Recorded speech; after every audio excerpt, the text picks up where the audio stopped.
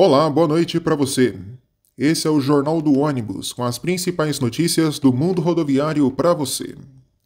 A partir do dia 1º de setembro, as viações Regional e Jauá deixarão de operar linhas intermunicipais e metropolitanas na Bahia. As companhias anunciaram o encerramento das atividades em comunicado conjunto, informando que os trechos vão ser transferidos para empresas do Grupo Brasileiro. Fundada em 1995, a aviação regional iniciou suas atividades em Salvador, atuando inicialmente com fretamento e turismo para funcionários do Polo Petroquímico de Camaçari. A partir de 99, passou a operar linhas intermunicipais e metropolitanas por meio de concessões. Atualmente, a empresa conta com uma frota de 70 ônibus e atende cidades como Alagoinhas, Feira de Santana, Paulo Afonso, Camaçari, Cipó, Cícero Dantas, Jeremoabo, Ribeira do Pombal, entre outras. Já a aviação Jauá foi criada em 1997, com foco no transporte intermunicipal. Sua atuação é mais concentrada na região do Recôncavo Baiano, tendo Candeias como principal destino na região metropolitana de Salvador. A empresa também atende municípios como Amargosa, Santo Antônio de Jesus, Cruz das Almas, Cachoeira, São Félix, Maragogipe e Muritiba. As duas empresas empregam juntas mais de 300 colaboradores e são responsáveis pelo transporte de cerca de 2 milhões de passageiros por ano em mais de 100 cidades baianas. Em nota de despedida, as companhias agradeceram aos passageiros pelos anos de parceria, destacando a importância das experiências compartilhadas ao longo de sua história. A Agência Nacional de Transportes Terrestres cassou as autorizações da Aviação Garcia para operar duas linhas de ônibus interestaduais, Porecatu-São Paulo e Porecatu-Presidente Prudente. A decisão envolve os termos de autorização de serviços regulares, as chamadas TARs da empresa.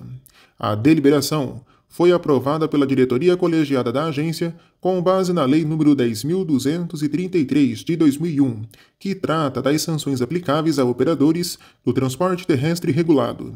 A empresa ainda pode recorrer nos prazos legais estabelecidos.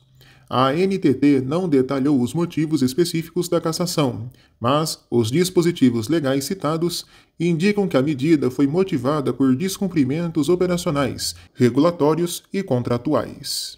A Superintendência de Fiscalização de Serviços de Transporte Rodoviário de Cargas e Passageiros foi a encarregada de notificar oficialmente a Aviação Garcia sobre essa decisão. A Garcia, com sede no Paraná, integra o Grupo GBS, um dos maiores do setor rodoviário no país, com atuação em vários estados por meio de marcas como Brasil Sul, Princesa do Ivaí, Santo Anjo e Londres Sul. A empresa operava essas linhas desde o ano de 2020, utilizando Porecatu como ponto de conexão. Os passageiros adquiriam duas passagens, uma para cada trecho, o que permitia viagens entre São Paulo e Presidente Prudente, com tarifas mais baixas que as praticadas por outras empresas que operam linhas diretas. Embora o tempo de viagem fosse maior, a Garcia oferecia ônibus mais confortáveis e preços reduzidos, o que atraiu muitos usuários para o serviço, que antes tinham preferência pela aviação andorinha, que realiza o mesmo trajeto sob regulação da Artesp. A Andorinha, com contrato vencido desde 1988 e operando em caráter precário, é regulada pela Artesp, que define as tarifas do Serviço Intermunicipal do Estado de São Paulo. Com a perda de passageiros, a Andorinha ingressou na Justiça Federal de Prudente, alegando concorrência desleal. A ação foi indeferida, com a Justiça reconhecendo a legalidade da operação da Aviação Garcia. A Artesp também tentou multar a Aviação Garcia, mas foi impedida judicialmente, já que se tratava do serviço interestadual, cuja regulação é de competência da ANTT. Após perder nas instâncias judiciais, a Andorinha levou o caso para a ANTT, por meio de um processo administrativo, questionando a legalidade da operação da Aviação Garcia e afirmando que Porecatu estaria sendo usada apenas como pretexto para contornar a legislação. A fiscalização da agência, então, passou a exigir certas medidas, como, por exemplo, o transbordo de passageiros em Porecatu para descaracterizar a continuidade da viagem. Também foram apontadas outras falhas operacionais, como questões de identificação de veículos e motoristas. Sendo assim, a Garcia realizou os ajustes necessários para atender às exigências, e em junho, a comissão processante da NTT reconheceu os esforços feitos pela empresa, recomendando apenas uma advertência. A empresa havia sido inclusive premiada no ano passado pela própria NTT por seu alto grau de cumprimento das normas regulatórias. No entanto, a Superintendência de Fiscalização discordou do parecer da comissão e defendeu uma sanção mais severa.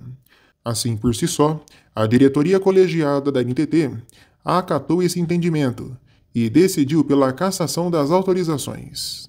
A Aviação Garcia afirma que a punição se baseia em fatos de março do ano passado, que já haviam sido corrigidos e documentados por meio de atos notariais.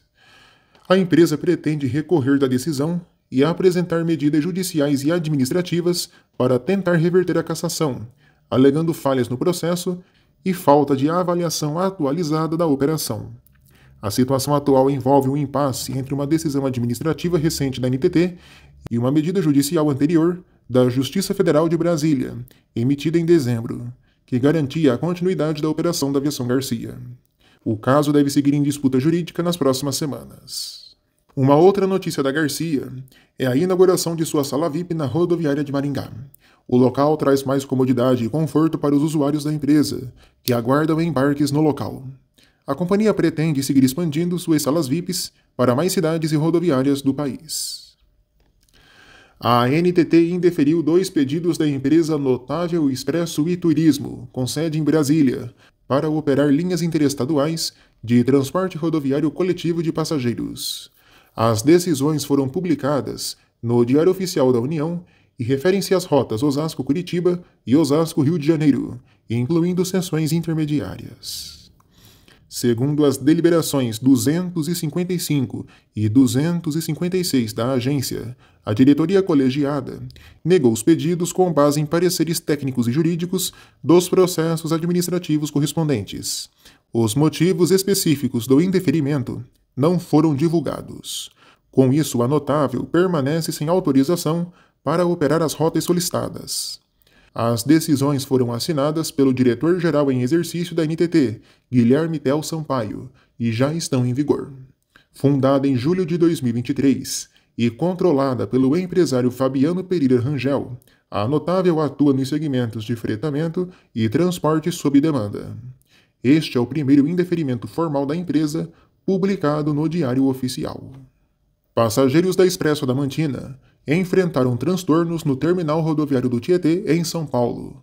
Ao menos 3 ônibus da empresa tiveram que realizar o desembarque na área externa do terminal, fora das baias habituais, gerando reclamações do transporte público municipal e intermunicipal, devido à obstrução da via.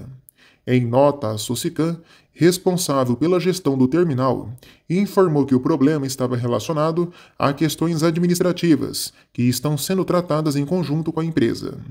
Segundo a Adamantina, a situação foi resolvida ainda no dia do problema, com o retorno das operações às baias internas. O episódio ocorre em meio ao processo de recuperação judicial do grupo, que recebeu uma decisão favorável da Justiça nesta semana. A segunda Câmara Reservada de Direito Empresarial do Tribunal de Justiça de São Paulo concedeu mais 180 dias de proteção contra cobranças e execuções judiciais contra a empresa, estendendo o chamado período de permanência, conforme previsto em lei.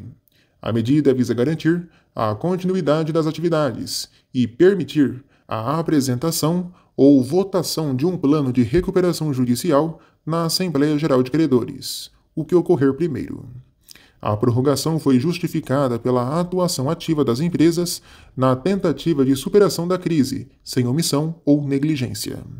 O Grupo Adamantina é composto por várias empresas que prestam serviços de transporte, entre elas Expresso Adamantina, Viação Adamantina e Rápido Linense, atuando em mais de 200 destinos em várias regiões do país. A decisão judicial oferece um fôlego importante para a continuidade das operações, enquanto o grupo busca sua reestruturação financeira. Termina aqui o nosso Jornal do Ônibus. Obrigado a todos pela companhia e pela audiência. Curta, comente e compartilhe nossos vídeos. Para você, uma ótima noite e até a próxima. A gente se vê. Tchau, tchau.